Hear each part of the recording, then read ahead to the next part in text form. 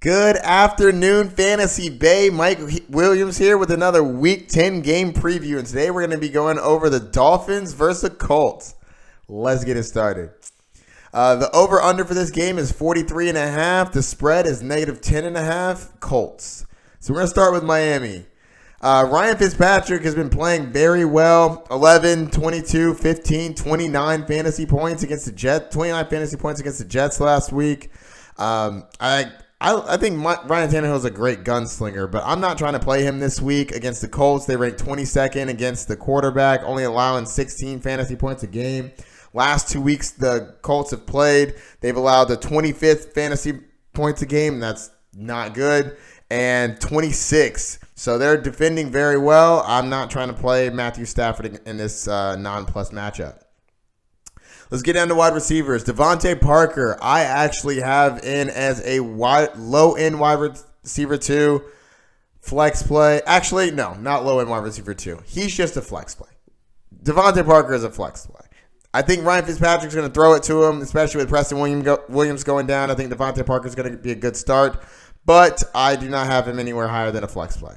And I'm not touching any other wide receivers there, nor am I pleased about talking about Kalen Ballage, which I will not be playing him. The Colts rank 25 the Colts allow the 25th fewest points to the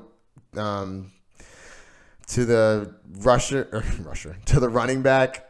Got a little tongue tied there. Only allowing 16 fantasy points a game. Not starting Kalen Ballage if I don't have to. I'm personally not a big fan, anyways.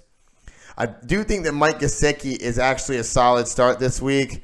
The Colts ranked 10th against the tight end position, and Mike Gesicki had 6 targets last game, had 6 receptions, 15 points. Gotta love to see that. So I think you could play him this week if you really need one. The Dolphins, I am not playing their defense. Why would I ever do that? Who would do that? All right, let's go to the Colts. If Jacoby Brissett plays, I think he has a fantastic game against Miami. They're terrible. They allow the 5th most fantasy points to the quarterback position at 22.1. I guess he did get injured in this last game, so I don't really want to count that. The game before that, he played Denver, who's fantastic against the quarterback, so I didn't want to. So you didn't play him there, but Houston, he scored 36 points. So I think that Jacoby Brissett is going to be a solid low-end